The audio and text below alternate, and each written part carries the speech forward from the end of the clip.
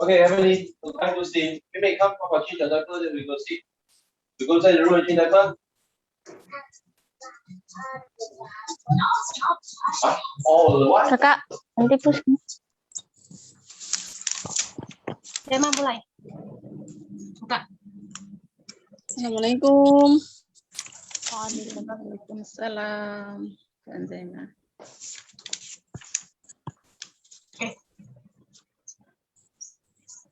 Assalamualaikum warahmatullahi wabarakatuh. Waalaikumsalam warahmatullahi wabarakatuh. A'udzu billahi minasyaitonir rajim. Bismillahirrahmanirrahim. Alhamdulillahi rabbil alamin wa bihi nasta'in ala umuri dunya waddin. Wassalatu wassalamu ala asyrafil anbiya'i wal mursalin wa ala alihi wa sahbihi ajma'in. Qala rabbi shrah li sadri wa yassir li amri wahlul 'uqdatam min lisani yafqahu qawli. Amma ba'du. Hadratul Mukarram, para alim ulama yang kami taati fatwa serta nasihatnya, kepada yang terhormat Ustadz Zalfi Hasril, Mitra Kerja PMI, kepada yang terhormat Ibu Rizky Abdullah, selaku Ketua Gabungan Nasider PMI Muslimah Singapura, terima kasih banyak atas bimbingan dan kesabaran beliau dalam membina Gabungan Nasider Singapura. Yang kami hormati Bapak Guru Mekong dan tim Sri Kandi beserta staf jajarannya, terima kasih banyak atas dukungan kepada kami para PMI Muslimah. Dengan menyediakan layanan Zoom sehingga kami masih bisa bersilaturahim, beraktivitas, bertolabul ilmi walaupun secara virtual. Semoga Allah membalas kebaikan beliau dengan keberkahan pahala dunia akhirat. Amin. Allahumma amin. Yang kami cintai, ibu-ibu solehah, rekan-rekanku semua, seiman dan seperjuangan, yang tidak bisa saya sebutkan satu persatu, namun tidak mengurangi rasa hormat saya kepada semuanya. Terima kasih banyak atas kehadirannya memenuhi undangan kami di acara kajian rutinan bulanan dalam rangka menyambut datangnya Hari Raya Bulan Idul Adha 1442 Hijriah dengan tema arti sebuah pengorbanan. Semoga pertemuan kita dalam majelis taklim ini dicatat oleh malaikat dengan pahala amal soleh. Amin. Allahumma amin. Puji syukur alhamdulillah. Marilah senantiasa kita panjatkan kehadirat Allah Subhanahu wa taala atas limpahan rahmat, taufik, hidayah dan inayahnya pada kita semua, sehingga pada malam hari ini kita bisa berkumpul, berwajahah mendengarkan tauziah walaupun secara virtual. Sholawat dan salam semoga senantiasa tercurahkan kepada junjungan kita Nabi besar Muhammad Sallallahu Alaihi Wasallam yang telah menunjukkan kita dari zaman jahiliyah menuju zaman terang benerang, yakni agama Allah, agama Islam, rahmatan lil alamin. Di sini saya sebagai pembawa acara akan membacakan susunan acara pada malam hari ini sebagai berikut. Acara yang pertama adalah pembukaan yang akan kita buka bersama-sama. Acara yang kedua yaitu pembacaan ayat-ayat suci Al-Quran beserta sari tilawah yang akan dibacakan oleh Ibu Tasya dan Ibu Mariani. Acara yang ketiga yaitu sambutan dari Ketua Gabungan Nasider PMI Muslimah Singapura SD, yaitu Ibu Rizky Abdullah. Acara yang keempat yaitu acara inti tauziah yang akan disampaikan oleh Ustadz Zalfi Hasril dengan tema arti sebuah pengorbanan. Dan akan dilanjutkan dengan doa. Acara yang kelima yaitu lantunan sholawat Nabi yang akan dibawakan oleh Ibu Rusmini dan Ibu Emma. Acara yang keenam yaitu penutup acara. Sahabat Villa sekalian yang dirahmati Allah Subhanahu wa Ta'ala, untuk efisiensi waktu, marilah kita mulai acara. Acara yang pertama yaitu pembukaan. Marilah kita buka acara hari ini dengan membaca Ummul Kitab. Li ridho illahi ta'ala wa li syafaati Rasulillah. Al-Fatihah. A'udzu billahi minasyaitonir rajim. Bismillahirrahmanirrahim. Alhamdulillahi rabbil alamin. Ar-Rahmanir Rahim. Maliki yaumiddin. Iyyaka na'budu wa iyyaka nasta'in. Ihdinas siratal mustaqim. Siratal ladzina an'amta 'alaihim ghairil maghdubi 'alaihim waladdallin. Rabbi ighfirli wa liwalidayya wa lil mu'minina amin. Assalamualaikum. Dilanjutkan acara yang kedua yaitu pembacaan ayat-ayat suci Al-Quran beserta sari tilawah. Kepada yang bertugas kami persilahkan. Maaf, recordingnya nggak di itu ya? Iya, belum direkod.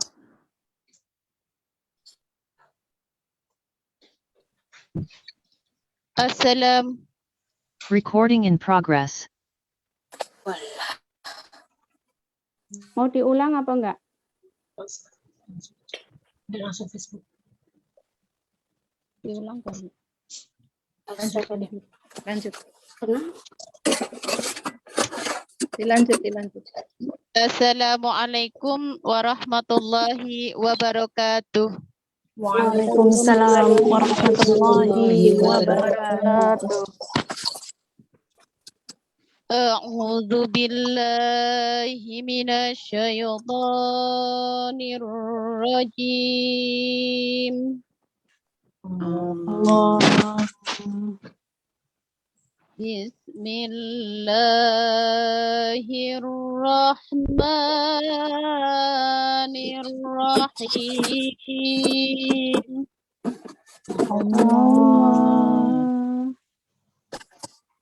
Al-hajju ashhurun ma'lumat. Allah. فَمَنْ فَرَضَ فِيهِنَّ الْحَجَّ فَلَا رَفَثَ وَلَا فُسُوقَ Allah. ولا فسوق ولا جدال في الحج. Allah. وما تفعلوا من خير يعلمه الله.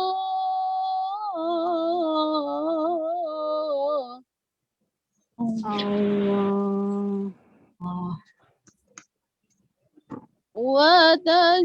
وتزودوا فإن خير الزاد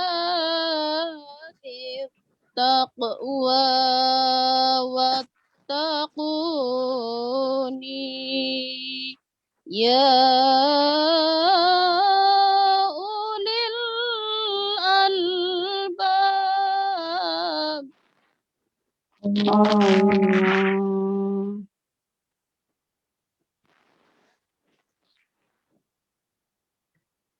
ليس عليكم جناح أن تبتغوا فضلا من ربكم Allah. فإذا أفضتم من عرفات فاذكروا الله عند المشعر الحرام. Allah.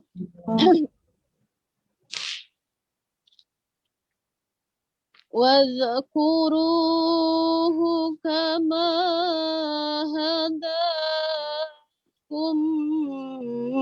وإن كنتم من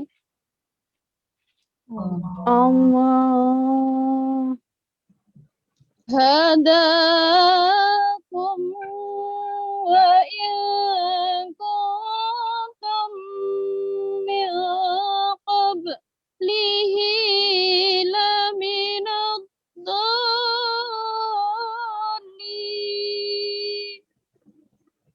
Allah. ثم أفيضوا من حيث أفاض الناس. Allah. حيث أفاض الناس واستغفروا الله. Allah. إن الله غفور رحيم. صدق الله العظيم. Aku berlindung kepada Allah dari godaan syaitan yang terkutuk dengan menyebut nama Allah yang Maha Pengasih lagi Maha Penyayang. Musim haji itu pada bulan-bulan yang telah dimaklumi. Barang siapa mengerjakan ibadah haji dalam bulan-bulan itu, maka janganlah dia berkata jorok, berbuat maksiat, dan bertengkar dalam melakukan ibadah haji. Segala yang baik yang kamu kerjakan, Allah mengetahuinya. Bawalah bekal, karena sesungguhnya sebaik-baik bekal adalah takwa. Dan bertakwalah kepadaku, wahai orang-orang yang mempunyai akal sehat. Bukanlah suatu dosa bagimu mencari karunia dari Tuhanmu. Maka apabila kamu bertolak dari Arafah, berzikirlah kepada Allah di Masy'aril Haram. Dan berzikirlah kepadanya, sebagaimana dia telah memberi petunjuk kepadamu. Sekalipun sebelumnya, kamu benar-benar termasuk orang yang tidak tahu. Kemudian bertolaklah kamu dalam tempat orang banyak bertolak ke Arafah dan mohonlah ampunan kepada Allah. Sungguh Allah Maha Pengampun, Maha Penyayang. Maha benar Allah dengan segala firman-Nya. Wassalamualaikum warahmatullahi wabarakatuh. Waalaikumsalam warahmatullahi wabarakatuh. Demikianlah tadi pembacaan ayat-ayat suci Al-Quran yang telah kita dengarkan bersama-sama. Semoga mendapat pahala bagi yang membaca dan umumnya yang mendengarkan. Ahlan wa sahlan kepada Ustadz Zalfi, sudah mendarat dari penerbangan. Meningkat acara yang ketiga yaitu kata sambutan yang akan disampaikan oleh Ketua Gabungan Kepada Ibu Rizky, kami persilahkan.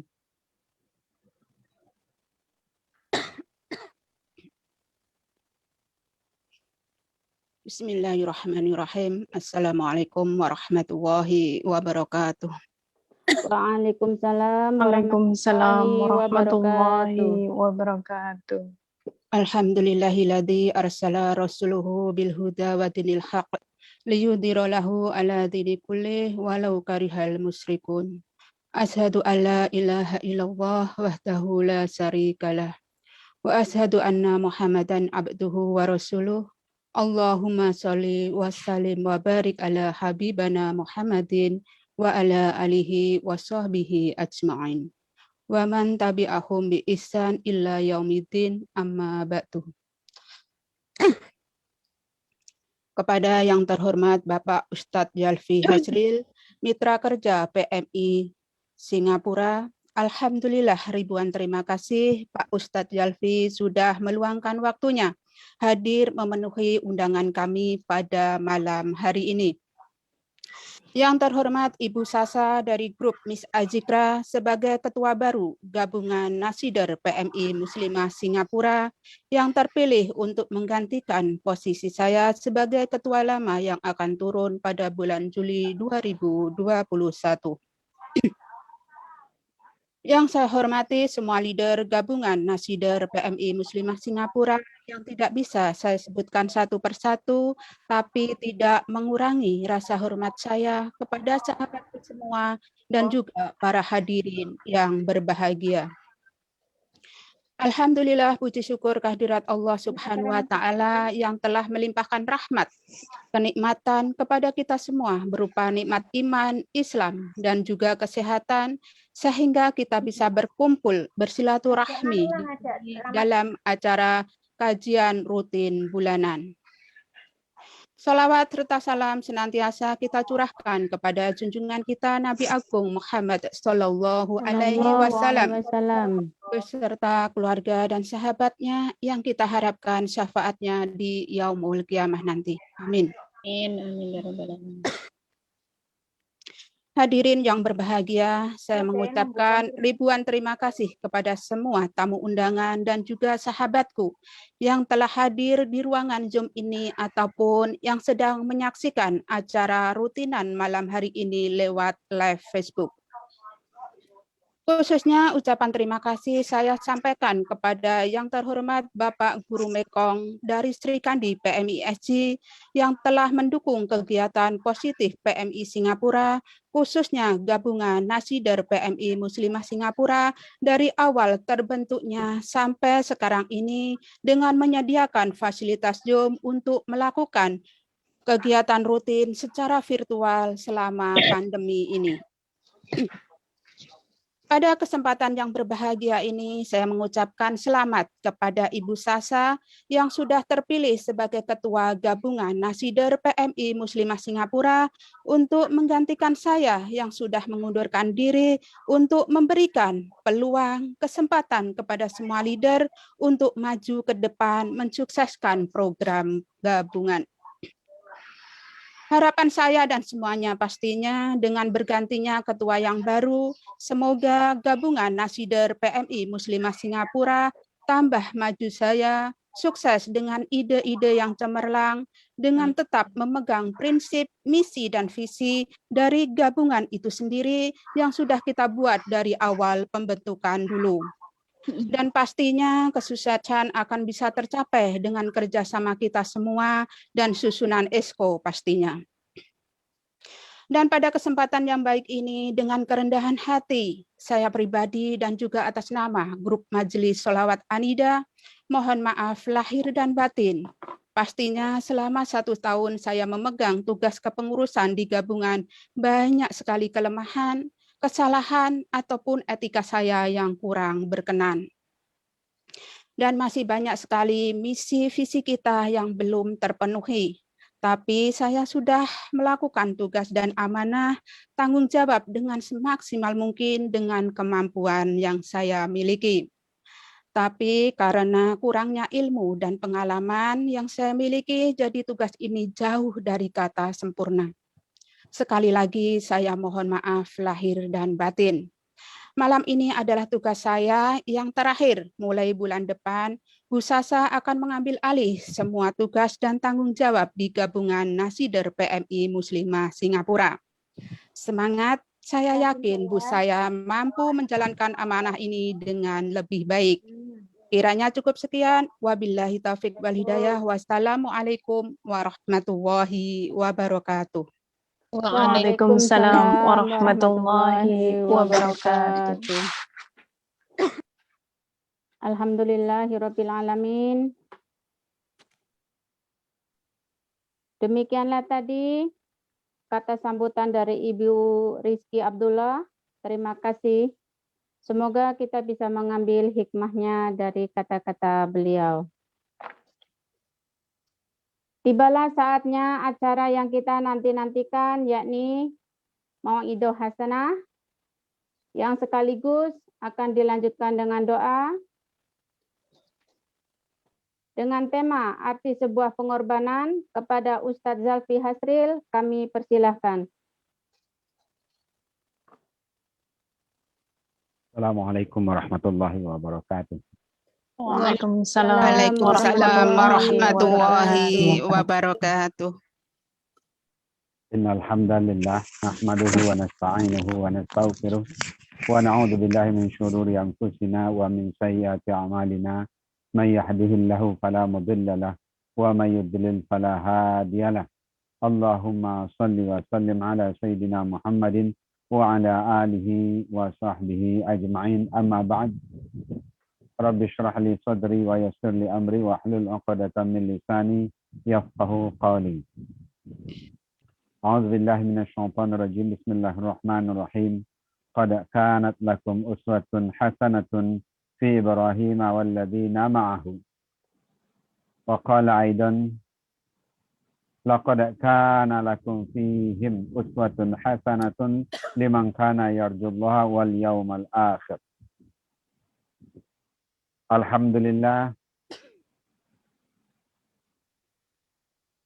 terima kasih saya ucapkan kepada gabungan Nasider Singapura, khusus kepada satu moderator yang sudah menyediakan dan memberikan kesempatan kepada saya untuk ikut bergabung dalam kegiatan rutin gabungan Nasider Singapura. Mudah-mudahan acara ini yang saya lihat cukup istiqomah, dan istiqomah adalah salah satu keutamaan yang sangat dianjurkan oleh Rasulullah SAW. Bahkan dikatakan bahwa istiqomah itu khairun min alfi karamah, bahwa istiqomah itu lebih baik dari 1000 karamah, karena karomat yang besar itu adalah selalu istiqomah. Mudah-mudahan ke depannya gabungan Nasider An-Nasid tetap berjalan secara istiqomah, dan walaupun kita juga berharap bahwa selain bertemu secara virtual melalui Zoom, kita juga ingin bertemu muka, karena bertemu muka tentu akan lebih berbeda. Dan mungkin karena saat ini Allah memberikan kesempatan kita untuk itu. Saya juga mengucapkan terima kasih kepada Ketua yang lama, Ibu Rizky Abdullah, yang selalu dengan cekatan memimpin kawan-kawan semua, selalu secara istiqomah pula mengadakan acara ini. Dan mudah-mudahan kepemimpinan Nasider Istiqomah ini juga berlanjut dengan baik dan akan menjadikan kawan-kawan lebih kompak pada masa yang akan datang. Amin. Kalau kita lihat jumlah anggota Nasider tentu belum sebanding dengan jumlah kawan-kawan PMI yang berada di Singapura. Karena kalau menurut informasinya, jumlah kawan-kawan di Singapura ada lebih kurang 125.000. Wow. Kalau katakan 80%, 100.000 yang Muslim, nah tentu saja banyak yang harus kita jangkau lebih lagi. Baiklah, Selanjutnya saya juga mengucapkan terima kasih kepada semua yang hadir, termasuk khususnya yang sudah menyediakan fasilitas Zoom ini, yang selalu dengan setia saya dengar memberikan fasilitas kepada kawan-kawan. Mudah-mudahan Allah jadikan ini sebagai pahala dan amal Amin, soleh amin. di sisi Allah Subhanahu wa taala. Amin, amin ya Allah. Ibu-ibu dan saudara-saudara sekalian yang hadir semuanya, kita pada saat ini memasuki bulan Zulqa'dah. Jadi dalam waktu 1 bulan lagi kita akan memasuki bulan Zulhijjah. Pada bulan Zulhijjah, peristiwa yang sangat besar yang terjadi setiap tahun kita peringati adalah peristiwa ibadah haji. Cuma sampai saat ini kita baru saja menerima informasi bahwa Arab Saudi hanya menerima kunjungan orang-orang yang berada di dalam Arab Saudi sendiri. Jadi tidak memberikan visa kepada jemaah haji yang berasal dari luar Arab Saudi. Jadi yang diterima hanya penduduk lokal, baik yang berasal dari Arab Saudi sendiri ataupun yang memang penduduk asing yang bertempat tinggal di sana. Kita di Singapura, kita di Indonesia, atau kita di mana saja, tahun ini masih belum bisa mendapatkan kesempatan untuk melaksanakan ibadah haji. Mudah-mudahan tahun yang akan datang Allah akan memberikan kesempatan Amin. kepada kita semua. Amin ya Allah, amin ya Allah. Ibu-ibu, saudara-saudara sekalian, ibadah haji kalau kita lihat itu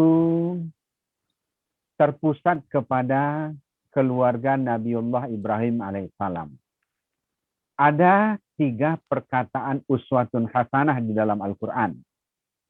2 saya bacakan di awal tadi, yaitu yang berkenaan dengan uswatun hasanah. Ya, yang pertama, qad kanat lakum uswatun hasanatun fi Ibrahim walladzina ma'ahu. Maka sungguh ada pada diri Nabi Ibrahim dan orang-orang yang bersamanya, yaitu uswatun hasanah, contoh teladan yang baik.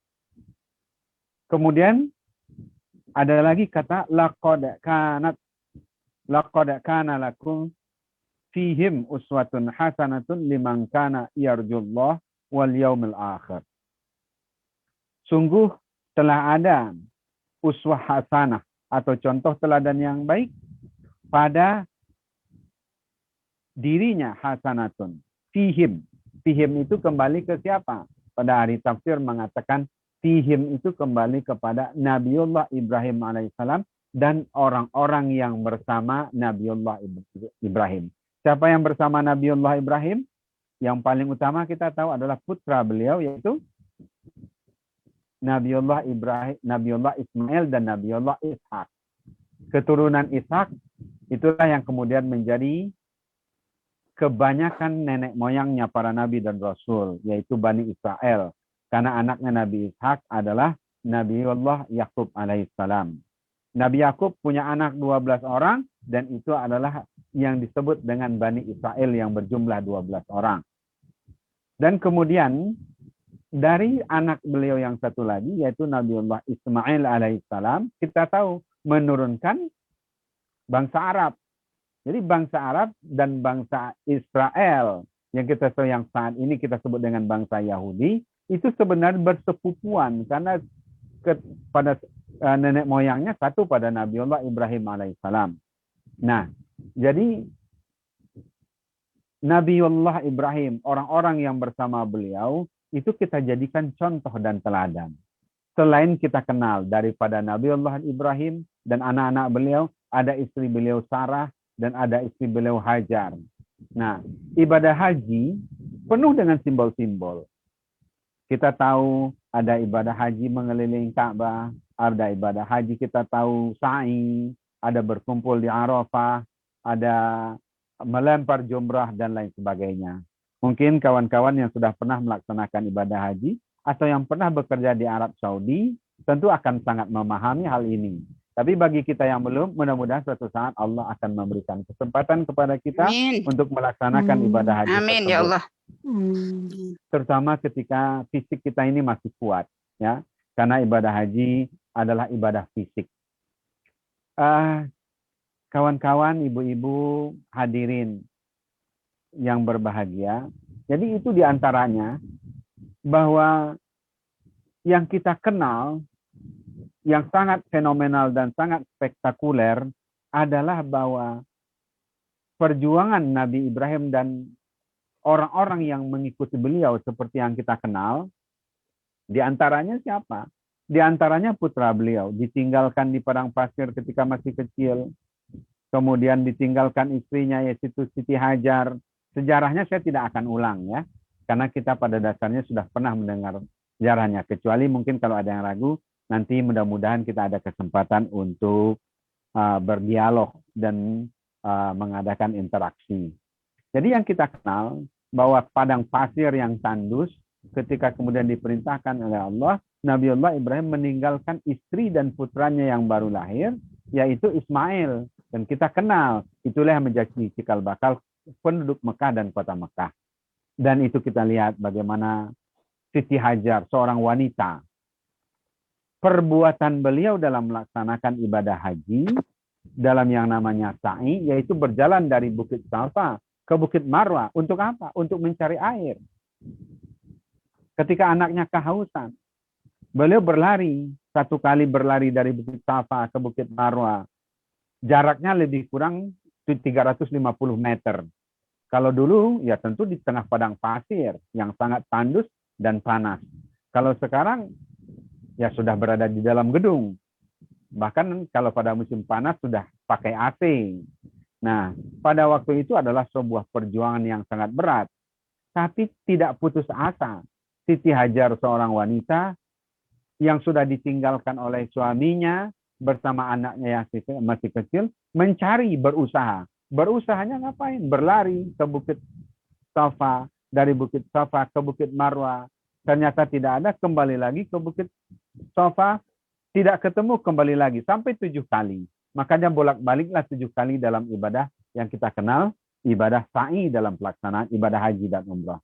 Kawan-kawan sekalian dan ibu-ibu sekalian, itulah pengorbanan seorang ibu yang dicatat dalam sejarah kita, yang sampai saat ini, yang melaksanakan ibadah haji dan ibadah umroh, tetap melaksanakan itu. Nah, itu dalam ibadah haji. Ada peristiwa yang lain, peristiwa melempar jumrah, mengatakan, kemudian mencium Hajar al-Aswad, itu pada dasarnya adalah banyak mengikuti tata laku yang dilakukan oleh Nabiullah Ibrahim alaihissalam dan orang-orang bersama beliau. Bahkan di dalam sholat kita tidak sah kalau kita tidak menyebut dan bersalawat kepada Nabiullah Ibrahim. Karena di dalam tasyahud kita mengatakan Allahumma sholli ala Sayyidina Muhammad wa ala ali Sayyidina Muhammad kama shallaita ala Sayyidina Ibrahim wa ala ali Ibrahim. Nah, kita tahu itu semua ya. Jadi itulah contoh teladan. Nah, dalam kesempatan kita kali ini, kita akan membicarakan yaitu tentang pengorbanan. Apa sih arti pengorbanan yang dicontohkan oleh Nabiullah Ibrahim alaihissalam? Jadi kalau kita lihat, kita mencontoh siapa? Pengorbanan Nabiullah Ibrahim. Apa yang pengorbanan yang dilakukan oleh Nabiullah Ibrahim? Yaitu mengorbankan putranya sendiri, yaitu Nabiullah Ismail alaihissalam. Kawan-kawan sekalian, kalau kita belajar sejarah lagi, kita tahu setelah Nabiullah Ibrahim dalam usianya yang tua. Jadi kalau kita lihat kitab perjanjian lama, yaitu dalam kitab Kejadian, dikatakan bahwa sampai usia 80 tahunan, Nabi Ibrahim tidak mempunyai seorang putra pun. Dan kita tahu ketika kemudian Nabi Ibrahim menikah lagi dengan hamba sahayanya, yaitu Siti Hajar. Ketika Nabiullah Ibrahim berusia 86 tahun, sedemikian tua, ya, demikian tua, beliau punya putra. Putra itulah Ismail. Nah, ada perbedaan di kalangan orang Islam dan orang-orang Nasrani. Siapa putra yang dikorbankan sebenarnya? Tapi bagi kita, yang dikorbankan itu adalah Nabiullah Ismail. Kalau bagi kawan-kawan kita Nasrani, Mereka mengatakan bahwa yang dikorbankan itu adalah Nabi Ishak. Nah, ada perbedaan, tapi kita tidak membahas perbedaan. Yang kita lihat adalah beliau pada usia 86 tahun. Punya putra. Kemudian punya putra lagi, dikatakan satu orang lagi pada usia 100 tahun. Jadi satu-satu anaknya yang dikatakan yang dikorbankan, menunggu sekian lama, tapi sama Allah diminta untuk dikorbankan. Nah, kita tahu dalam ceritanya, inni ara fil manami. Jadi dikatakan bahwa Nabi Allah Ibrahim bertanya dan mengatakan kepada putranya bahwa aku melihat di dalam mimpiku bahwa Allah memerintahkan kepada aku untuk menyembelihmu, wahai anakku. Fandur ma tara. Bagaimana pendapatmu? Lebih kurang seperti itu, ya. Apa kata Nabi Allah Ismail yang lebih kurang berusia, dia berarti di atas 10 tahun, tapi belum berusia di atas 14 tahun. Jadi tunggu sekian lama, satu-satunya putra, dan diminta oleh Allah untuk dikorbankan. Ya, aku melihat di dalam tidurku bahwa aku diminta disuruh untuk menyembelihmu. Bagaimana pendapatmu? Nah, kata Nabi Ismail alaihissalam, ayahku, kalau memang itu yang diperintahkan oleh Allah kepadamu, maka insya Allah laksanakan perintah itu dan aku akan menjadi orang yang sabar. Dan aku akan menjadi orang yang sabar. Jadi putra beliau juga menjadi orang yang taat dan patuh kepada Allah. Tentu cukup lama kalau kita tahu. Ya. Cukup lama Nabi Allah Ibrahim alaihissalam mempertimbangkan, mengatakan apakah ini betul perintah, bertanya kepada anaknya, sampai dilaksanakan seperti itu. Maka itu adalah ujian yang paling berat bagi Nabi Allah Ibrahim alaihissalam. Ya. Nabi Ibrahim kita kenal sebagai bapak tauhid manusia. Bapak yang menemukan keesaan Allah di dalam dirinya. Sejarahnya ketika beliau berpikir tentang alam semesta, ketika beliau melihat bintang di langit di tengah kegelapan, beliau mengatakan, oh bintang itu adalah Tuhan, karena bintang bercahaya ketika di malamnya yang sedang gelap. Tapi ketika kemudian bintang bertukar dengan bulan, dia mengatakan, oh bukan bintang, bulan adalah Tuhan. Tapi ketika bulan kemudian digantikan oleh matahari, matahari cahayanya lebih terang, Nabi Allah Ibrahim mengatakan bahwa Tuhan itu bukan, ini lebih besar, hadza akbar, matahari lebih besar, ini Tuhan. Tapi ketika kemudian matahari terbenam pada sore hari, maka dikatakan, aku tidak suka yang bisa timbul tenggelam, berarti ini bukan Tuhan. Nah, kemudian Allah memperkenalkan dirinya. Nah, begitulah perjalanan Nabi Allah Ibrahim yang disebut sebagai bapak tauhid yang pertama, bapak agama monoteis yang pertama, sebagai bapak agama-agama besar di dunia, dianggap sebagai bapaknya orang Islam, bapaknya orang Nasrani, bahkan bapaknya orang Yahudi, berasal dari Nabiullah Ibrahim alaihissalam. Nah, tetapi kemudian diminta oleh Allah berkorban. Korban itu sendiri kemudian sudah menjadi bahasa Indonesia. Ya. Itulah dari kata korban. Padahal korban itu asal katanya adalah qarraba yuqarribu, yaitu mendekatkan diri. Bahwa tanda orang yang mendekatkan diri mengorbankan siapa apa saja yang paling dia cintai. Apa saja yang lebih dia cintai ketika dia mengatakan tidak ada Tuhan selain Allah. La ilaha illallah. Tidak ada ilah selain Allah. Yang ilah itu siapa? Ilah itu yang disembah. Ilah itu yang dicintai, ilah itu yang ditaati, ilah itu yang dituruti, ilah itu yang menjadi fokus dalam kehidupan manusia. Jadi kalau begitu, sekarang mana yang akan menjadi ilah? Siapa yang lebih engkau cintai? Bagi Ibrahim, engkau mencintai Allah atau patuh kepada perintah Allah atau mengorbankan putranya? Nah, jadi inti yang paling besar dari pengorbanan Nabi Ibrahim adalah berkorban adalah mengorbankan atau melaksanakan apa saja perintah dalam rangka mendekatkan diri kepada Allah Subhanahu wa taala. Nabi Ibrahim sangat berat. Kalau Nabi Ibrahim diminta untuk mengorbankan dirinya, mungkin tidak akan berat bagi Nabi Allah Ibrahim alaihissalam.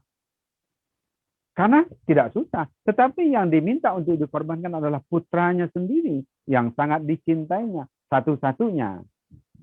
Ibu-ibu, saudara-saudara sekalian, dan hadirin semuanya. Itu adalah simbol. Ismail bagi Nabiullah adalah simbol. Perumpamaan ibadah haji banyak menjadi simbol-simbol. Kenapa simbol? Simbol yang paling utama bagi Nabiullah berkenaan dengan Ismail, siapa yang harus kita korbankan dalam mendekatkan diri kepada Allah? Kalau bertemu kita, waktu kita, tenaga kita, harta kita, yang kita cintai untuk berhadapan dengan ketaatan kepada Allah, ketakwaan kepada Allah, mana yang akan kita ikuti yang pertama kali? Yang kita ikuti, apakah kecintaan kita, misalnya yang paling mungkin sederhana, karena mungkin Allah akan menguji kita, dan setiap kita akan dituntut pengorbanan kita, sesuai dengan kadar keimanan kita masing-masing. Yang paling sederhana ketika panggilan Allah datang kepada kita, yaitu hayya 'alal shalah, misalnya, mari kita sholat. Mungkin akan bertabrakan dengan pekerjaan kita. Wah, aku harus bekerja nih waktu maghrib. Majikan pada saat yang sama juga ada di sini. Majikan menuntut saya harus setiap saat. Jadi, mana yang harus saya ikuti? Ini salah satu contoh. Kemudian mungkin kita perlu diskusi lebih lanjut. Bagaimana mensikapi ini? Mungkin waktu yang kita yang lain, tenaga kita yang lain, tuntutan kita, kalau kita cinta pada seseorang, tetapi kecintaan kita bertabrakan, ya mungkin tidak sesuai dengan norma-norma agama. Misalnya, kalau saya lanjutkan hubungan saya dengan yang saya cintai ini sesuai dengan agama tidak? Iya, tetapi agamanya katakan, agamanya non-muslim. Pertanyaan berikut, yang akan saya korbankan, saya ikut agama dia, atau dia ikut agama saya, atau saya pilih tidak melanjutkan hubungan kalau memang tidak bisa disatukan. Ini diantara contoh-contoh. Nabi Ibrahim alaihissalam sudah mencontohkan kepada kita. Karena peperang yang paling utama dari Nabi Allah Ibrahim adalah peperangan melawan kecintaannya kepada nafsunya sendiri. Karena nafsu itu bagian dari kecintaan kita. Kecintaan itu bagian dari nafsu kita. Jadi perumpamaan ini adalah bagaimana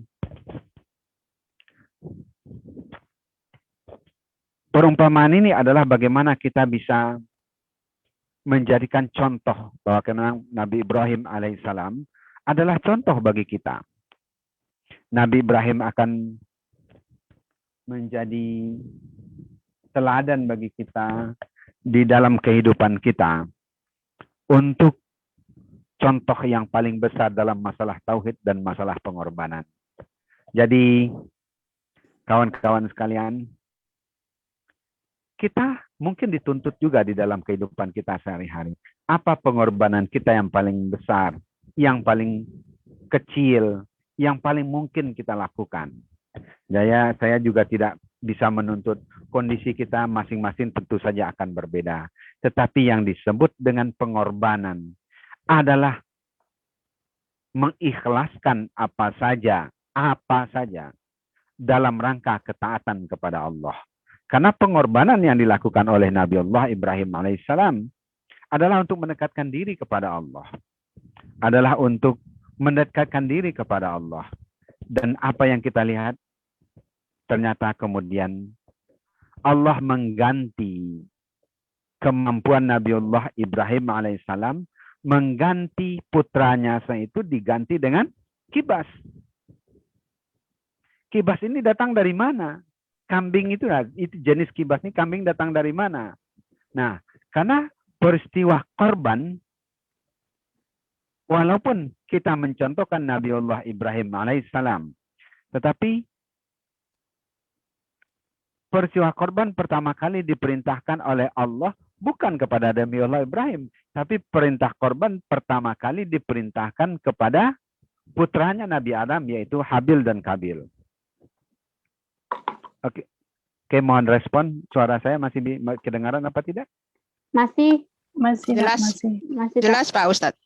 Nah, Monggo lanjut. karena ada yang mengatakan suaranya agak Iya, kecil gitu. kecil. Ya. Mungkin handsetnya dia sendiri, Pak.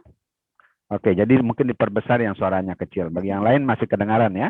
Masih. Masih. Alhamdulillah. Oke, jadi pengorbanan yang sudah dilakukan oleh putranya Nabiullah Adam alaihissalam, siapa yang diterima ketika itu? Kita tahu bahwa sejarahnya adalah ketika perebutan putra Nabi Adam, siapa yang menikah dengan Iklimah.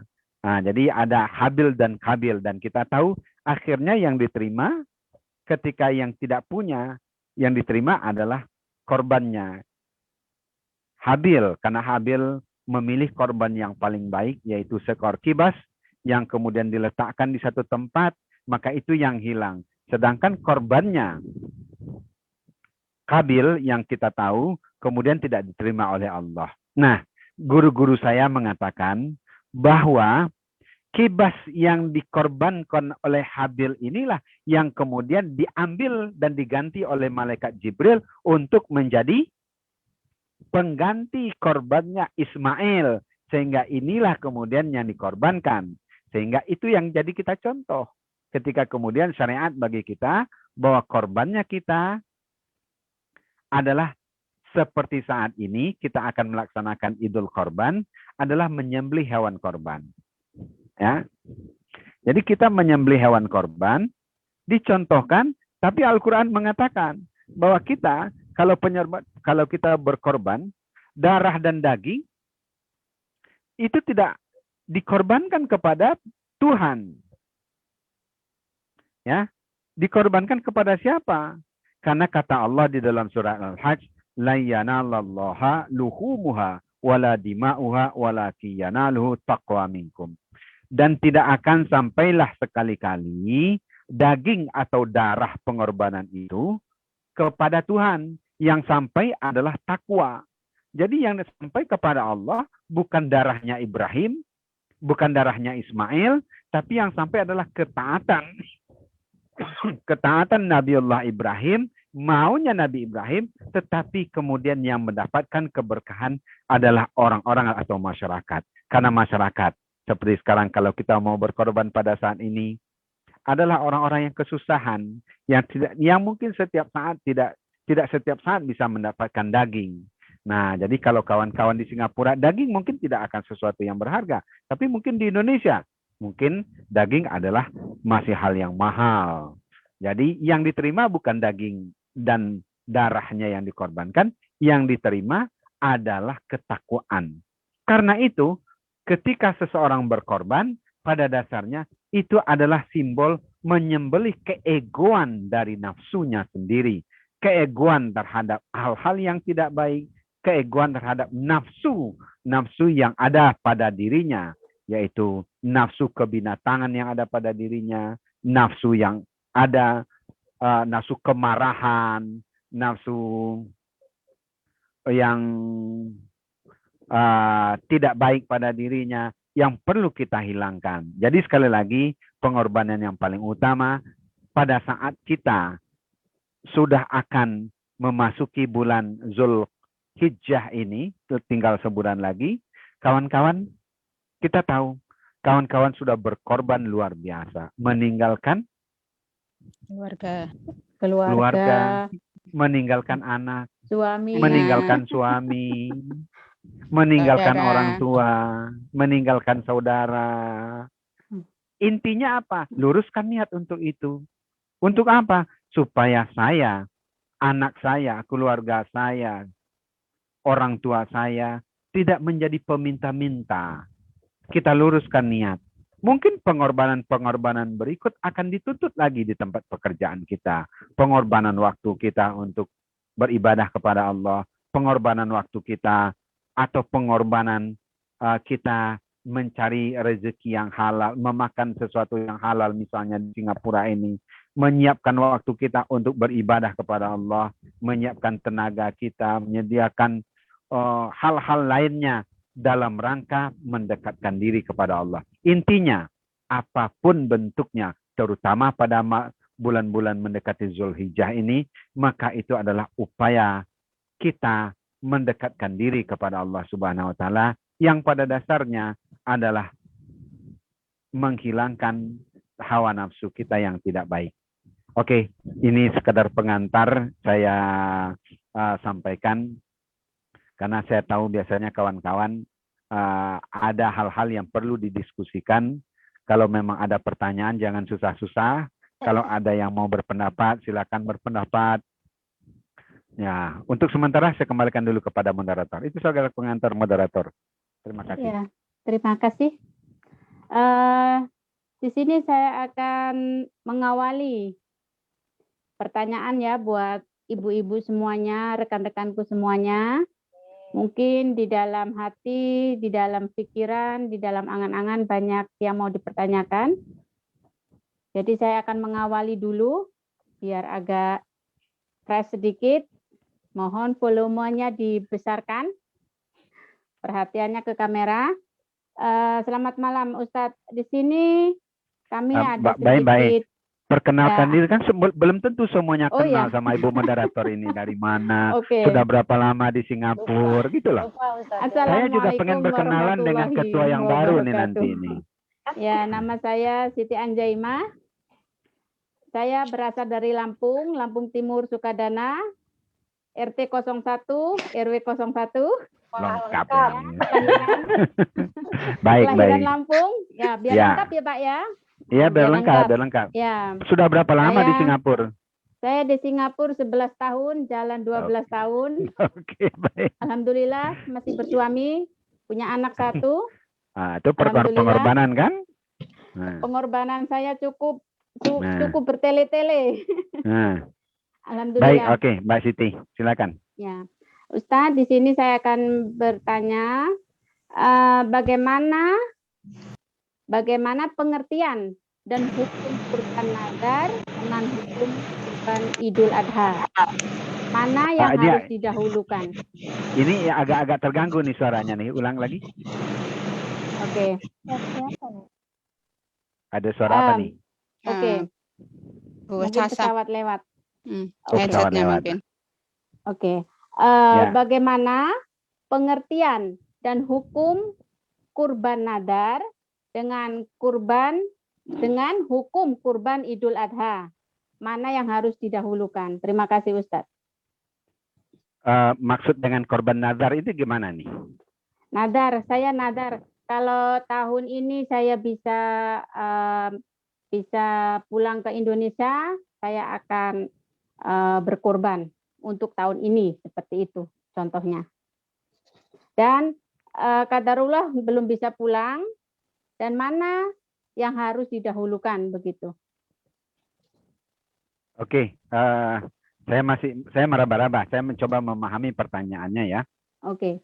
Oke, satu, apakah kalau saya pulang, saya bernazar untuk berkorban? Ya, Kalau saya bisa pulang ke Indonesia tahun Iya. ini, iya. karena sudah 2 tahun nih nggak ditengokin nih suami ini ya. Tahu aja Ustadz. Kelihatan Biasanya, kok. Iya, biasanya setiap raya pulang. Ini kelihatan ada malarin di keningnya, ada malarin tuh gitu kan. Malarin Sama, di saya rinding. juga. Bukan ria tapi Oke, Ah, kalau kita ada suatu, kan nazar itu biasanya karena ada sesuatu keinginan dengan memberikan kondisi. Kondisinya kalau saya pulang, saya bernazar akan berkorban. ya, Oke, sedangkan kemudian bagaimana dengan berkorban seperti biasa? Kalau nazar kondisinya tercapai, itu jadi wajib. Ya, itu jadi wajib hukumnya. Jadi kalau tidak dilaksanakan justru berdosa. Kalau yang namanya kurban, hukum yang paling utamanya adalah sunnah muakkad. Sangat dianjurkan. Karena nanti korban-korban kita itu akan menjadi kendaraan kita di akhirat nanti. Kalau kita katanya akan menjadi kendaraan kita ketika terutama melewati Shiratal Mustaqim. Karena itu kalau kawan-kawan berniat untuk berkorban, ya, dan kebetulan ada uangnya, jangan menunggu bernazar dulu, berkorban saja. Bisa saja, ya, banyaklah di Indonesia, cukup banyak ya. Kalau mau di sini juga silakan kalau mampu di sini. Di sini 1 ekor kibas domba itu kalau nggak salah sampai $400 kalau di Indonesia untuk satu bagian, mulai dari 200 sampai 300. Bahkan memang ada yang lebih kalau mau sapi. Kalau mau domba di Indonesia mungkin nggak sampai, hanya 250 atau 2,5 juta di Indonesia. Tapi ketika menjadi nazar dengan kondisinya bisa pulang, itu jadi wajib. Kebetulan karena nggak bisa pulang, nggak wajib. Tapi nazar itu memang harus kita tanamkan niatnya, walaupun orang lain nggak tahu. Cuma kita niat dalam hati. Ini kalau bisa nengokin suami nih, saya akan nazar nih berkorban tahun ini. Nggak bisa juga nih. Ya, nah, jadi kalau saya sarankan kalau memang punya uang, jangan tunggu nazar. Ya, jangan tunggu nazar karena keutamaan bernazar itu lebih sangat baik gitu. Ya, begitu Mbak Siti. Lebih kurang. Terima kasih. Satu lagi boleh Ustadz? Yang lain mungkin barangkali. Oke, saya persilahkan untuk yang lainnya. Boleh dibuka mute-nya. Assalamualaikum warahmatullahi wabarakatuh. Waalaikumsalam warahmatullahi wabarakatuh. Saya mau bertanya tentang kurban juga Pak Ustadz. Oh, tanya ini, perkenalkan dulu dirinya. Saya Dewi Haryani Ya. dari Banyuwangi, Jawa Timur. Siapa di Singapura? Dewi ya? Sudah Di Singapura 11 berapa? Ustadz, jalan 12. Oh, sama Alhamdulillah. 12 tahun. Narap. Dari grup mana nih? Dari grup mana nih? Dari Nur Asna Auni. Nah, oke. Kalau Mbak Siti dari mana tadi? Dari Bustanunisa, Ustadz. Oke, baik. Oke, Mbak Ibu Dewi silakan lanjutkan. Saya mau bertanya tentang kurban juga ini Pak Ustadz. Ya. Insya Allah saya mau melaksanakan kurban sapi untuk 7 orang. Kalau sapi 7 orang ya Pak Ustadz? Kalau sapi 7 orang. Walaupun ada perbedaan pendapat. Ya, gimana pertanyaannya? Ya, yang jadi masalahnya begini Pak Ustadz. 7 orang itu ada yang sudah almarhum dan ada yang masih hidup. Nah, di sana orang tua saya di Indonesianya katanya pernah dengar kalau yang sudah meninggal sama yang masih hidup itu tidak boleh disatukan. Itu gimana Pak Ustadz? Mohon penjelasannya. Terima kasih atas jawabannya. Wassalamualaikum warahmatullahi wabarakatuh. Waalaikumsalam warahmatullahi wabarakatuh. Ini persoalan fikih memang biasanya perbedaan pendapat, tapi kebanyakan di masyarakat kita, misalnya gini, Bu Dewi akan berniat berkorban. Nah, jadi dalam niat korban, saya menyampaikan niat pahalanya untuk mungkin orang tua saya yang sudah meninggal. Ya, nah pendapat yang paling banyak itu boleh-boleh saja. Itu pendapat yang lebih banyak di masyarakat kita. Walaupun muncul mengatakan orang meninggal kok dia nggak wajib kok berkorban. Yang wajib berkorban itu kan orang yang hidup. Ada pendapat demikian. Ya, tetapi itu adalah kebaikan dari orang yang hidup untuk orang yang sudah meninggal. Saya niatkan sampaikan pahala berkorbannya untuk orang yang sudah meninggal. Ya kan bisa saja misalnya untuk keluarga Bu Dewi, nggak usah mungkin lebih dari 7 orang, ya silakan saja. Termasuk yang sudah meninggal, mudah-mudahan disampaikan pahalanya untuk almarhum ibu saya atau almarhum ayah saya. Ya pada dasarnya nggak ada masalah. Ya silakan untuk berkorban dengan harapan mendapatkan keberkahan pahala dari orang yang berkorban untuk orang yang sudah meninggal. Lebih kurang seperti itu Bu Dewi. Terima kasih Pak Ustadz. Ya, sama-sama. Oke, saya yang akan bertanya. Monggo yang lain. Oke, siapa nih? Assalamualaikum warahmatullahi wabarakatuh. Waalaikumsalam warahmatullahi wabarakatuh. Nama saya Mbak Sodah, saya berasal dari Kendal, Jawa Tengah. Saya akan bertanya Pak Ustadz. Kerja berapa lama? Sudah 5 tahun, jalan 5 tahun. 5 tahun. Oh, ini paling muda nih. Yang lain sudah 12 tahun. Ya, silakan Mbak Iya. Muksodah. Mana yang harus didahulukan antara berkorban atau akikah? Itu saja Pak Akikah Ustadz. siapa? Akikah saya sendiri. Terus apakah akikah itu harus dibebankan ke saya atau ke orang tua? Terima kasih Akikah sebelumnya. itu adalah tanggung jawab orang tua. Ya. Ya, akikah adalah tanggung jawab orang tua. Kalau memang belum diakikahkan, mau mengakikahkan diri sendiri, berarti kita membantu orang tua melaksanakan dan melepaskan tugasnya. Ada yang mengatakan bahwa kalau orang yang belum diakikahkan, seperti anaknya tergading, ya karena memang nggak mampu mau diapain, kan gitu juga. Ya, karena itu okelah saya mau bantu. Mana yang lebih utama? Kalau akikah pada dasarnya boleh dilaksanakan kapan saja. Ya, nggak mesti pada bulan korban. Kalau untuk saat ini, yang utama dan kebetulan mungkin Mbak Muksodah lebih mampu berkorban, dan timingnya ada, berkorban lebih utama. Ya, karena untuk dirinya sendiri. Tapi kalau untuk berbuat kebaikan kepada orang tua, ya boleh-boleh saja. Nanti setelah bulan Zulhijjah ada kelebihan uang, ya udahlah saya belum dulu akikah, saya membantu meringankan beban orang tua saya dulu yang seharusnya dulu dilaksanakan tapi belum dilaksanakan, maka saya bantu. Tapi untuk Mbak Muksodah sendiri yang lebih utama adalah berkorban. Tapi untuk anaknya lebih utama, untuk anaknya Mbak Muksodah lebih utama adalah mengakikahkan. Ya, terima kasih Pak Ustadz. Baik. Assalamualaikum warahmatullahi wabarakatuh. Kayaknya pada mau berkorban dulu. Ada yang mau berkirim korban ke Indonesia? Insya Allah, Ustaz. Oke. Ya, dipersilahkan yang lain. Assalamualaikum warahmatullahi wabarakatuh.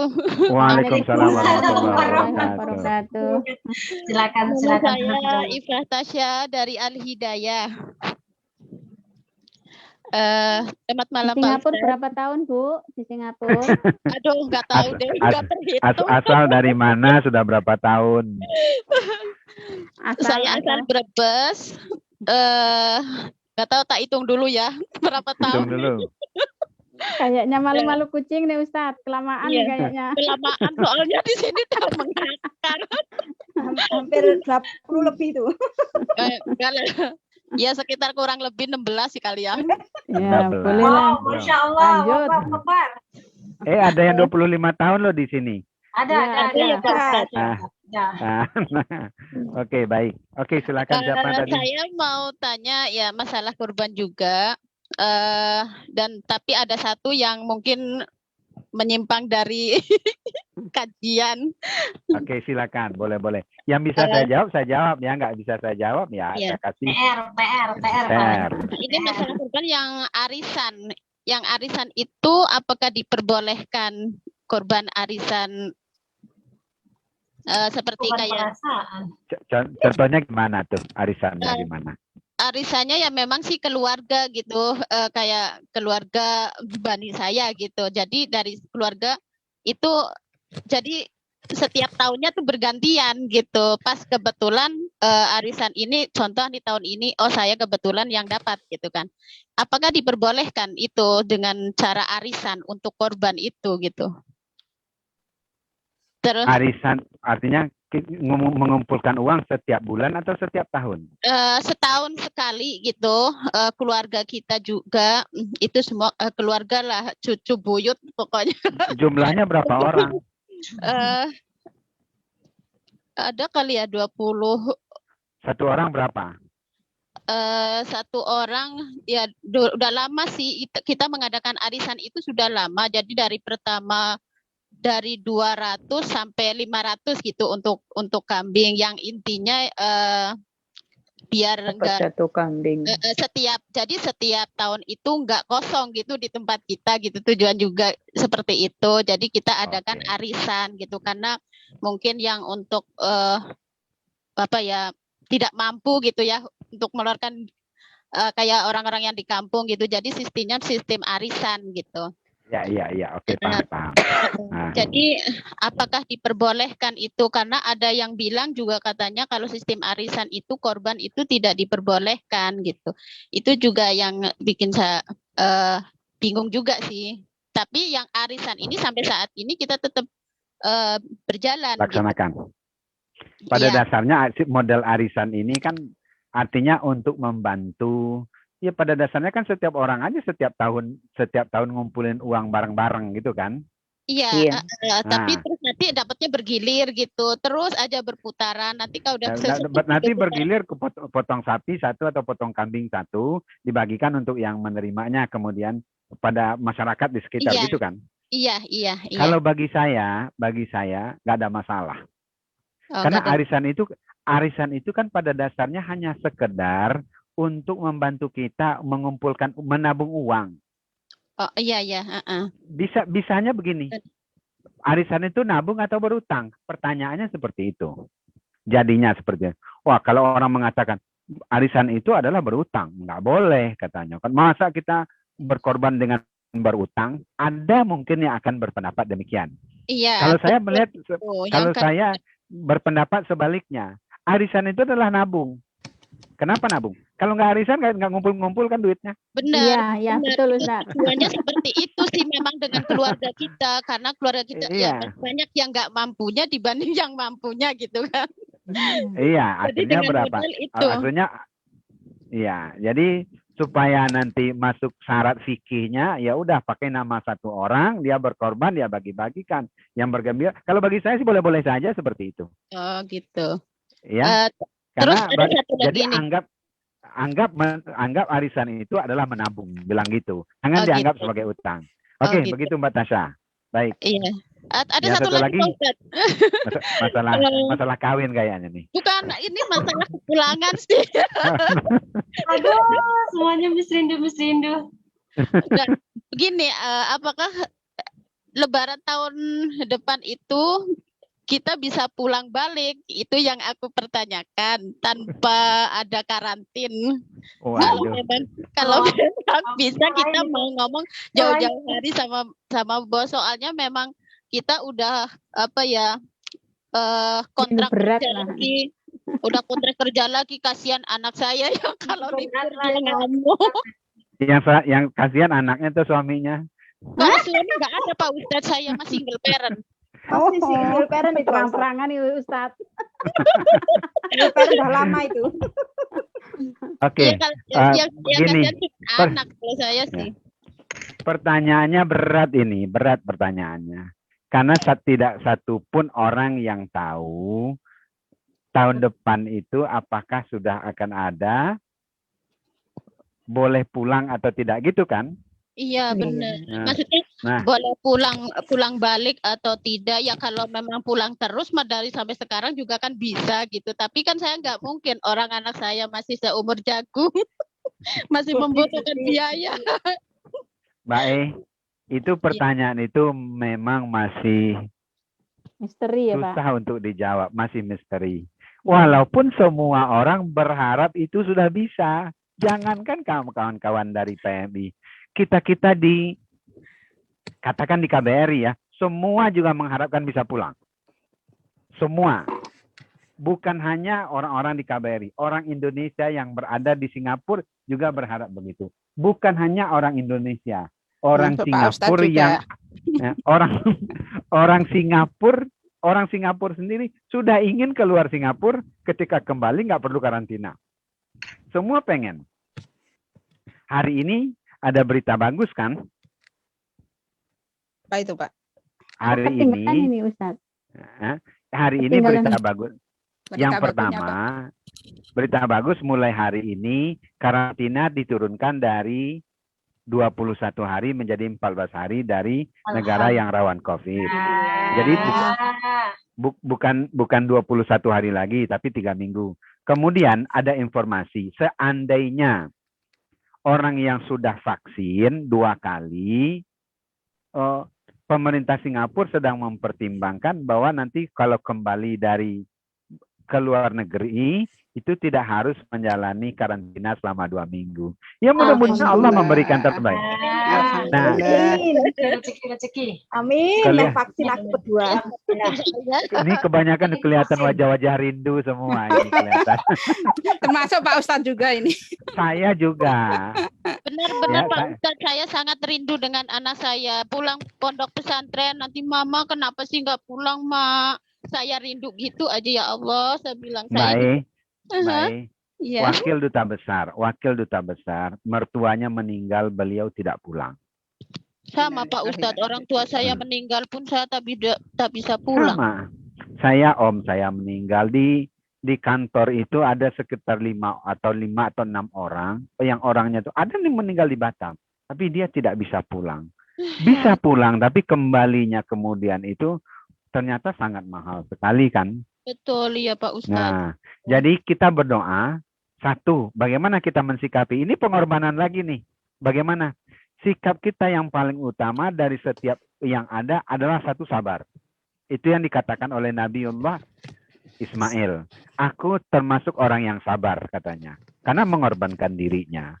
Yang kedua, kita tetap ikhlas terhadap segala apapun ketetapan dari Allah. Karena ini tidak akan terlepas dari ketetapan Allah Subhanahu wa taala. Nah, yang mungkin kita perlu bersiap-siap nih, ya. Saya sebenarnya ingin memberikan pengantar tadi tentang hadis Rasulullah tentang rukun iman, rukun Islam, ihsan, dan ciri-ciri akhir zaman. Pernah dengar kan sebelumnya dalam pertemuan kita sebelumnya saya juga pernah membahas sekilas gitu ya. Nah, jadi apakah sekarang akhir zaman? Dengan tanda-tandanya yang ada, wallahu a'lam. Yang jelas mari kita serahkan sama Allah urusan ini dan berdoa kepada Allah. Kita tahu semua kita rindu kepada, saya terutama kepada ibu saya. Ibu saya di atas 90 tahun. Masya Ya. Allah. Nah, jadi beliau dulu khawatir sekali saya ke Singapura karena apa-apa nanti kamu jauh. Ternyata beliau khawatirkan itu terjadi saat ini. Seperti juga kawan-kawan sekarang ini. Ingin pulang saat ini tidak seperti tahun-tahun sebelumnya, ya kan? Betul Pak Ustadz. Jadi karena itu, satu, bersabar. Yang kedua, kita berdoa. Dan kita menerima dengan ikhlas. Karena ikhlas dan ridho itu adalah memperkuat sistem imun kita. Amin. Kalau semua orang sudah sistem imunnya kuat, insya Allah corona akan pergi. Tapi Ya Allah, amin. bersabar itu meningkatkan derajat kita di sisi Allah Subhanahu wa taala. Wallahu a'lam. Oke, gimana waktunya? Masih ada? Boleh lanjut. Boleh, Kak. Masih lanjut? Saya mau bertanya Pak Ustadz. Bertanya, Ustaz. Boleh tanya, Ustaz? Wah, Ya, satu-satu. Assalamualaikum warahmatullahi wabarakatuh. nah, siapa nih? Waalaikumsalam warahmatullahi Waalaikumsalam. wabarakatuh. Nama saya Satu-satu. Mariati, saya dari Jakarta. Alhamdulillah sudah 12 tahun di sini. Alhamdulillah. Maaf Ustadz, ini saya mau tanya di luar tema. Boleh kalau bisa saya jawab. Nggak bisa, saya cari tanya jawabannya ya. Begini Ustadz, saya mau tanya tentang urutan surah dalam sholat itu. Misalkan dalam rakaat pertama kita ambil surah Al-Ikhlas. Ya. Kemudian surat rakaat kedua kita Ya. ambil surat Al-Fil. Apakah itu Ya. dibolehkan gitu? Kalau boleh Atau dan sah, kalau boleh dan sah, boleh-boleh saja. Terima Kalau kasih. boleh dan sah ya. Tapi kalau yang baik yang mana? Lihat susunannya di dalam Al-Quran. Mana yang lebih duluan Al-Fil daripada Al-Ikhlas? Al-Fil. Al-Fil lebih dulu. Ya. Makanya lebih utama adalah membaca Al-Fil pada rakaat yang pertama, kemudian Al-Ikhlas pada rakaat yang kedua. Tapi biasanya Al-Quran itu juga punya padanan-padanan. Contohnya begini, kalau kita membaca surat Al-Ikhlas pada rakaat yang pertama, rakaat kedua biasanya An-Nas. Kalau pada rakaat pertama kita baca Kulhu, rakaat keduanya biasanya kita baca Al-Ikhlas.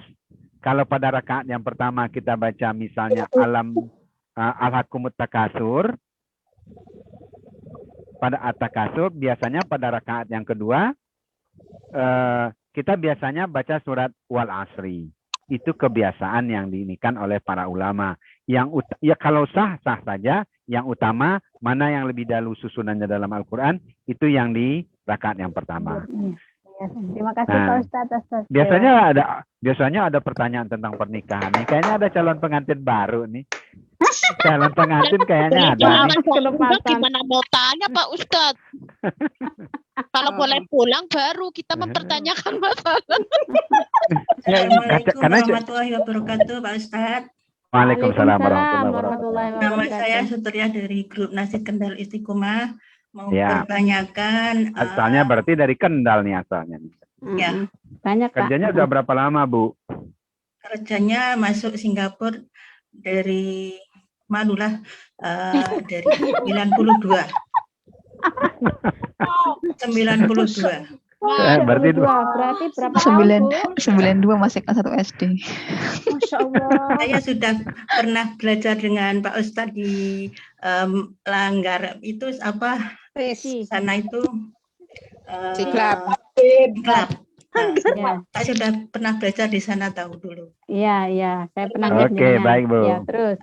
Saya mau bertanya, saya ada anak 2. Dulu kan saya mau ini apa di akikah kan anak 2, tapi kambingnya masih 2 aja. Sekarang belum katanya kalau 1 orang 2 kalau lelaki kan. Tapi sampai sekarang belum saya ditambahin lagi. Sudah besar-besar ataupun sekarang boleh saya masih kewajiban mengakikahkan. Ya, kalau punya kemampuan sebaiknya diakikahkan. Walaupun sudah besar, saya boleh masih bertanggung jawab ya. Walaupun anaknya sudah besar, sebaiknya diakikahkan. Sehingga tanggung jawab orang tua terhadap anaknya bisa tuntas. Lebih kurang seperti itu. Walaupun itu sebenarnya adalah tugas ketika anak berusia seminggu, 2 minggu atau 3 minggu. Tapi mampunya baru sekarang ya sudah sekarang aja. Begitu Ibu. Ya. Kalau belum mampu 2 anak, 1 anak dulu gitu loh. Dua-duanya laki-laki Ibu ya? Dulu Ustadz dulu saya mau dia suruh satu-satu dulu. Dibagi satu-satu. Tapi sekarang belum minat inilah. Nantilah insya Allah lah. Saya akan kalau sudah mampu nanti. Oke. Terima kasih. Assalamualaikum warahmatullahi wabarakatuh. Waalaikumsalam warahmatullahi wabarakatuh.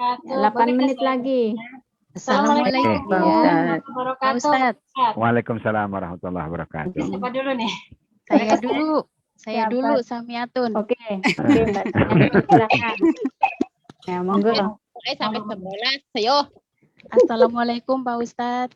Waalaikumsalam warahmatullahi wabarakatuh. Saya Samiatun dari Cilacap, dari grup Nur Asna Auni.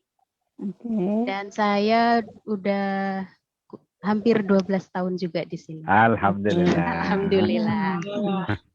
Saya mau bertanya seputaran kurban juga. Tadi hampir sama Ibu Tasya apa ya tadi ya soal yang arisan itu. Tasya. Iya. Ibu Tasya. Jadi di kampung saya kan diadain arisan setiap tahunnya itu untuk 7 orang, tapi ini warga bukan untuk keluarga aja. Iya. Jadi untuk warga di musola gitu. Iya. Untuk 7 orang. Jadi 1 orangnya kena 3.300.000 sekian gitu. Ya. Terus tahun lalu saya udah masukkan ibu saya dan tahun ini saya ikutkan anak saya dan insya Allah tahun depan saya akan ikutkan 1 lagi kerabat saya. Tapi ini pertanyaannya yang jadi masalah ya, kerabat saya ini saya tawarin gitu suruh ikut tahun depan, dia bilang katanya nggak usah dulu lah saya. Jadi seperti seperti dia seperti ragu dengan keikhlasan saya gitu. Enggak minat kali, belum minat Jadinya gitu. saya niat mau masukin ikutan dia, tapi dia bilang nggak usah saya lah, yang lain aja dulu, takut nggak ikhlas gitu. Jadi khawatir seolah-olah saya ini nggak ikhlas gitu, Pak Ustadz. Yang nggak ikhlas siapa? Yang nggak ikhlas dianya atau ibunya nggak ikhlas? Bukan, menurut dia saya tuh mau ikutan, dia merasa saya tuh nggak ikhlas gitu. Dia ada ragu. Gitu. Meragukan keikhlasannya Mbak Samiatun. Iya, jadi pertanyaan saya, kalau dia bilang begitu sebaiknya ditunda aja atau bisa dilanjutkan gitu. Terima kasih. Kalau memang dia ragu ya nggak usah. Nggak usah ya? Nggak usah. Kalau dia ragu kan? Dia nggak mau. Nah, jadi kalau kita ingin tetap berbuat baik, ya sudah masukin juga atas nama siapa? Atas sama si ibu itu. Nggak usah ngomong ke dia. Tapi kalau dia memang nggak mau diapain, nggak apa-apa juga. Dikasih aja dia daging korbannya. Seorang dikasih karena happy dia. Iya, saya biar happy. Kalau dia kayaknya lebih happy dikasih daging korban daripada namanya dikasih untuk ini. Kebanyakan orang kan begitu. Cuma bagi kita yang berbuat baik, siapa saja namanya kan gak jadi masalah sebenarnya. Kan itu hanya sekedar nama. Duitnya kan dari kerja keras kita di sini juga kan. Iya. Masalahnya kok ya saya pikir juga kan selagi saya masih di sini gitu bisa bantu. Terus dia pakai bilang begitu, jadinya saya juga ragu. Nggak apa-apa, dia dikasih dagingnya aja nanti. Iya.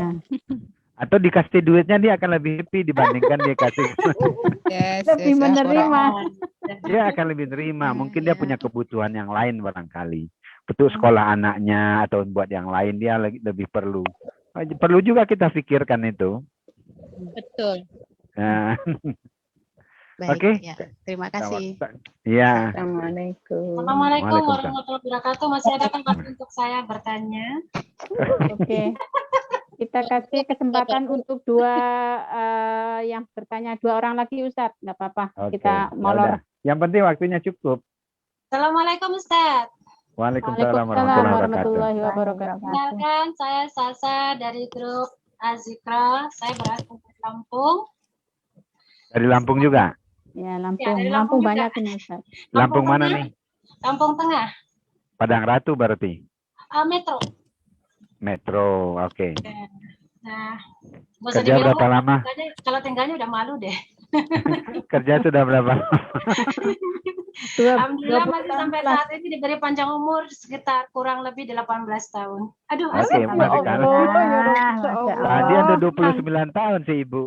Aduh, malu banget. Karena ketahuan belum sukses kalau terlalu lama. Pulang.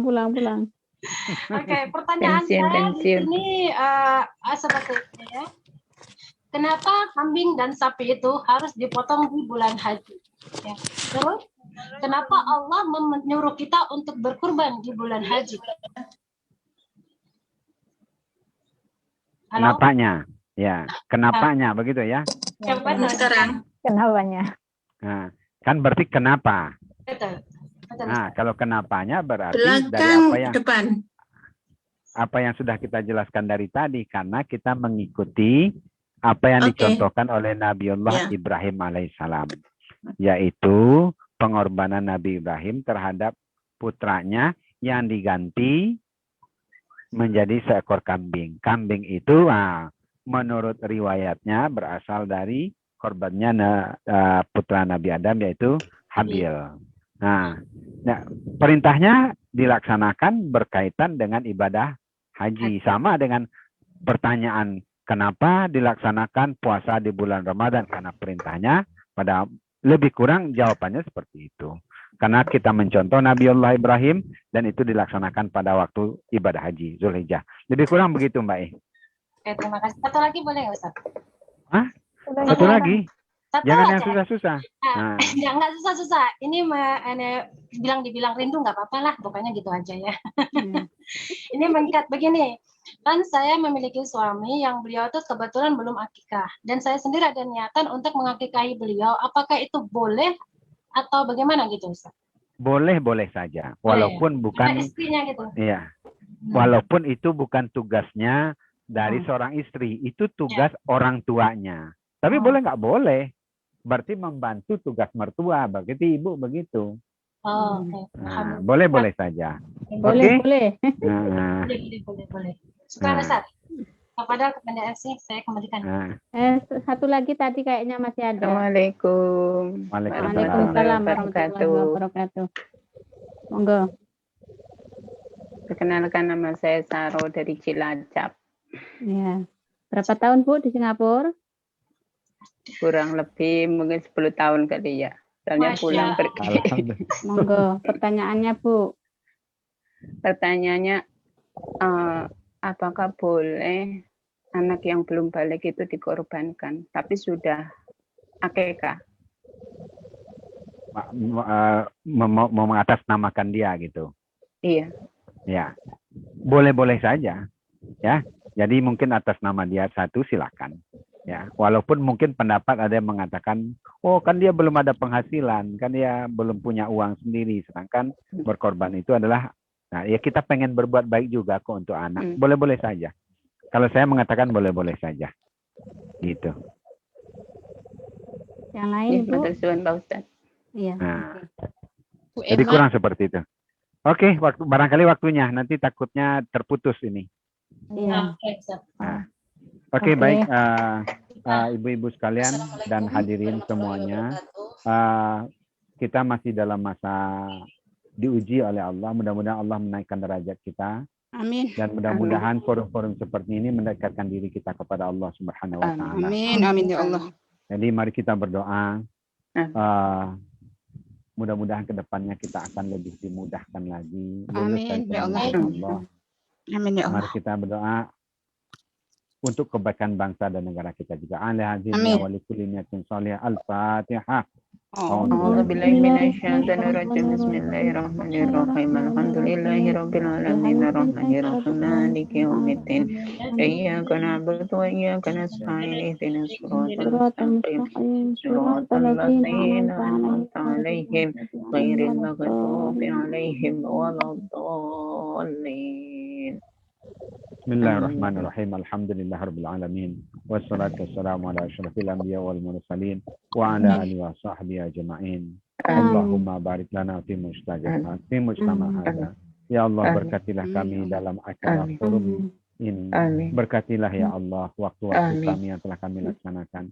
Ya Allah ya Tuhan kami, tuntunlah kami untuk selalu taat dan ridho terhadap semua ketentuan-Mu.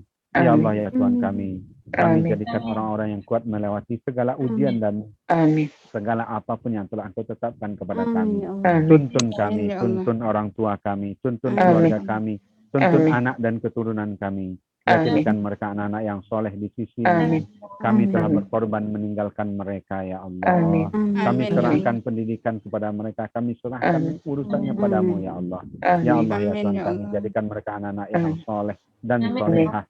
Jadikan mereka anak-anak yang berbakti untuk agama, nusa dan bangsanya, dan kepada orang tuanya. Ya Allah ya Tuhan kami, jadikan kami bangsa Indonesia dan bangsa Singapura melewati masa-masa yang sulit ini dalam adanya baik, tetap takwa. Jadikan kami orang-orang yang tetap lurus dalam berjalan, dalam menaat, dalam ketaatan kepadamu. Jadikan kami mau berkorban untuk mendekatkan diri kepadamu. Rabbana hablana min azwajina wa dzurriyyatina qurrata a'yun waj'alna lil muttaqina imama. Allahumma adkhil ala ali kuburi surura.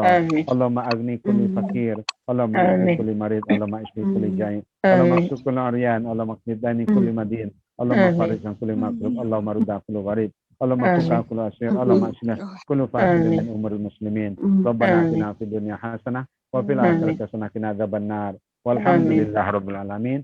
Mohon maaf kalau ada kata yang salah. Saya sekali lagi mengucapkan terima kasih, sekali mengucapkan maaf. Billahi taufiq wal hidayah. Assalamualaikum warahmatullahi wabarakatuh. Waalaikumsalam warahmatullahi wabarakatuh. Mohon maaf lahir batin semuanya. Masya Allah, tabarakallah, syukran kasiran Ustadz.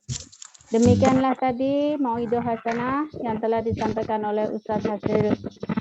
Semoga mauidhah hasanah tadi menjadi ilmu yang baik dan bermanfaat untuk mengarungi kehidupan kita sehari-hari. Amin, Allahumma amin. Acara yang selanjutnya yaitu lantunan sholawat Nabi. Kepada yang bertugas kami persilahkan. Terima kasih waktu yang diberikan kepada saya. Assalamualaikum warahmatullahi wabarakatuh. Waalaikumsalam warahmatullahi wabarakatuh. Allahumma sholli ala sayyidina Muhammadin wa ala ali sayyidina Muhammad. Ya Rabbi sholli alaihi. Allahumma sholli alaihi. Allahumma sholli ala sayyidina Muhammadin tibil qulubi wa dawaiha wa afiyatil abdani wa sifaiha wa nuril absari wa diyaiha wa ala alihi wa sahbihi wa sallim. Irfa. Allahumma salli ala sayyidina Muhammadin bil qulubi wa dawaiha wa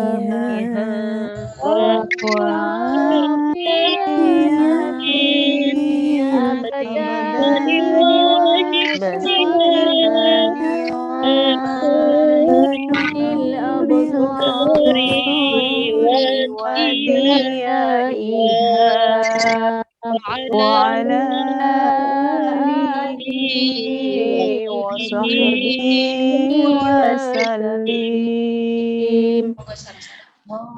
اللهم صل على سيدنا محمد بالقلوب ودوائها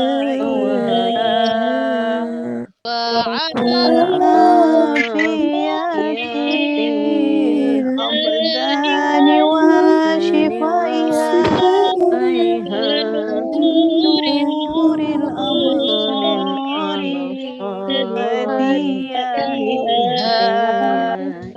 وعلى آله وصحبه وسلم.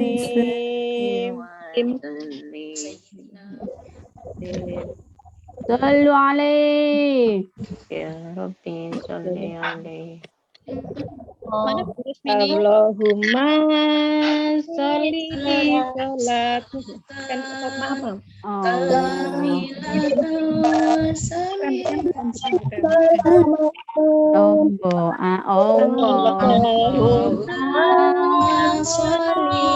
wa sallim ala sayyidina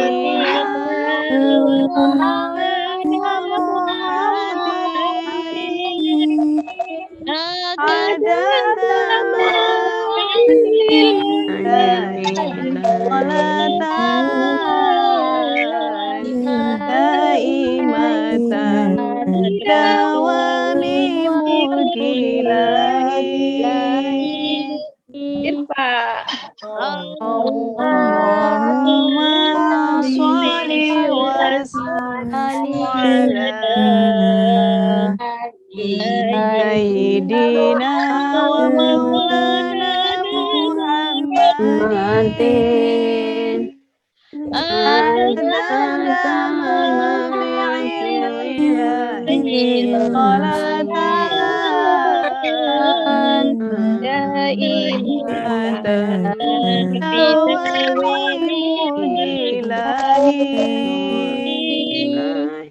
Tombo ati iku lima perkarane kaping pisan maca Quran lan maknane kaping pindho salat wengi lakonana telu wong kang soleh kumpulana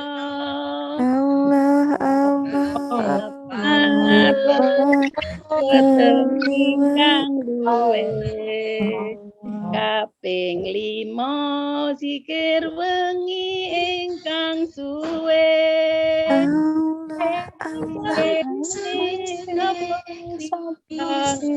lakoni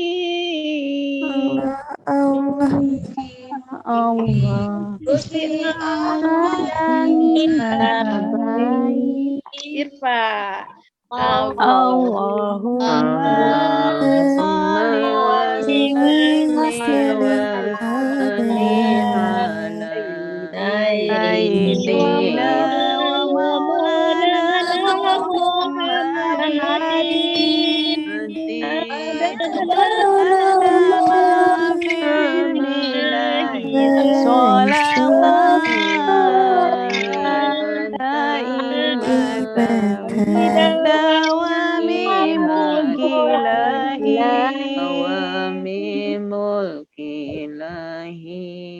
Allahumma sholli wa sallim wa barik alaihi. Allahumma sholli alaihi. Terima kasih, waktu saya kembalikan kepada MC. Wassalamualaikum warahmatullahi wabarakatuh. Waalaikumsalam warahmatullahi wabarakatuh. Alhamdulillah, sholawat Nabi telah kita lantunkan bersama-sama. Semoga kita semua mendapat syafaatnya dari baginda Nabi Muhammad Sallallahu Alaihi Wasallam yaumil akhir. Amin Allahumma amin. Amin amin ya rabbal. Sahabat Pillah, hadirin sekalian yang dirahmati Allah Subhanahu wa taala. Sebelum acara saya tutup, perkenankan saya di sini mengucapkan beribu-ribu terima kasih atas kehadiran Bapak, Ibu dan rekan-rekanku semuanya di acara kajian rutin bulanan malam ini. Dari awal hingga akhir saya membawakan acara. Apabila ada kekeliruan, saya mohon maaf yang sebesar-besarnya. Marilah kita tutup acara kita dengan doa kafaratul majlis. A'udzubillahi minasyaitonirrajim. Bismillahirrahmanirrahim. Subhanakallahumma wa bihamdika asyhadu an la ilaha illa anta astaghfiruka wa atubu ilaik. Saya akhiri, wabillahi taufiq wal hidayah. Wassalamualaikum warahmatullahi wabarakatuh. Waalaikumsalam warahmatullahi wabarakatuh.